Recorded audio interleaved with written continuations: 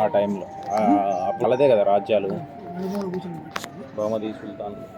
కాదండి, ఎంత పోరాడారు మన వాళ్ళు, ఎంత పోరాటం చేస్తే ఇంకా ఈ ధర్మం ఉంది. దేవాలయానికి అర్ధ ఎకరం కూడా లేదు, అర్ధ ఎకరం కూడా లేదు మనకి ఈ గుడికి. దానికి ఎంత ఉంది తెలుసా? 112 ఎకరాల ఉంది. దేనికి? అక్కడ ఏముంది? 112 ఎకరాలు వాళ్ళు దాని మీద రాసేసిండ్రు, అయిపోయింది మొత్తం. వర్క్ ఎవరు రాశారు? ఔరంగజేబు ఆ కాలం. దానికి 112 ఎకరాలు ఉందా? మరి దీనికి 1000 ఎకరాలు ఉండాలిగా. అర్ధ ఎకరం కూడా లేదు. ఎందుకు లేదు? రాజకీయ నాయకులు గృహకల్ప పథకాలకు పంచిపెట్టేశారా? ఎందుకు లేదు?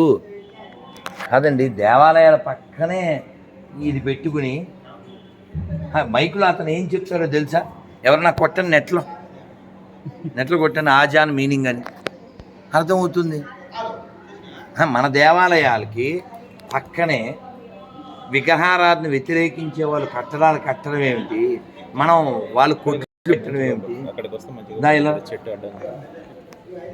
ఎంత దౌర్భాగ్యం అండి, ఎంత దౌర్భాగ్యం. 1400 సంవత్సరాల క్రితం కట్టిన ఈ ధర్మపురి ఆలయం పక్కనే మాది ఒక్కటే కరెక్టు, మిగిలిందంతా లేదు అని చెప్పేటువంటి ఈ ఎడారి సంబంధితమైన మతం వారి కట్టడం. మీరు వాటి టైంలో ఏదైనా ఔరంగజేబు టైమేనా? కాదు, ఆ వేములవాడలో కూడా అంతేనా? అది ఎవరిది? అది ఎవరి టైం? అది వేములవాడలో దర్గా కదా, దర్గా అంటే పీనుగు కదా, సచిన్ శవం. దరిద్రం ఏంటంటే మన దేశంలో సెక్యులరిజం, ఆ గుళ్ళో డబ్బులేమో గవర్నమెంట్ దొబ్బేద్ది, ఆ దర్గా డబ్బులు అది ముట్టుకోదు, అది సెక్యులరిజం. మన పైసలు పట్టుకెళ్ళి ఆజ యాత్రకి, మన పైసలు పట్టుకెళ్ళి రంజాన్కి, తోఫాలకి ఇస్తారు, గుళ్ళ మీద పెత్తనం చేసి. మారవలసింది వాళ్ళు కాదు, మనం. వాళ్ళందరూ ఎవరో బయట వాళ్ళు కాదు, వాళ్ళు కూడా మన పూర్వీకులే. వాళ్ళు ఏదో బయట వాళ్ళ వలన జన్మించిన వాళ్ళు కాదు కదా, వాళ్ళ పూర్వీకులు మన పూర్వీకులు ఒక్కరే. కాకపోతే అప్పటి భయం చేతో లోభం చేతో వాళ్ళు మతం మార్చబడి అదేదో అనుకుంటున్నారు తప్ప. మీరు కావాల్తే చరిత్ర చూడండి, పెద్దవాళ్ళని అడగండి, పరిశోధన చేయండి.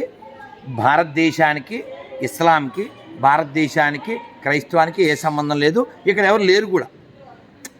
ఎవరైతే వాళ్ళు ముస్లిమ్స్ క్రైస్తవులు అంటారో వాళ్ళు కూడా మన వాళ్ళే. 1-2 తరాలు, పోనీ 3 తరాలు, 5 తరాలు, వాళ్ళంతా ఇక్కడ వాళ్ళే, ఇక్కడ వాళ్ళకి జన్మించిన వాళ్ళే. కానీ మైండో పరిస్థితో పాడవడం వలన అలా అయ్యారు. సో వాళ్ళు కూడా వెనక్కి వచ్చి ఇదంతా దేవాలయంలో భాగమై వారి యొక్క మనోస్థితి, వారి మనోనేత్రం తెరవబడి వారు భగవంతుడైన నరసింహస్వామిని పొందేదరుగాక. జయ శ్రీ ధర్మపురి లక్ష్మీ నరసింహదేవ భగవానికి. ఔరంగజేబు వారసులు నశించుగాక. జై శ్రీరామ్. Thank you.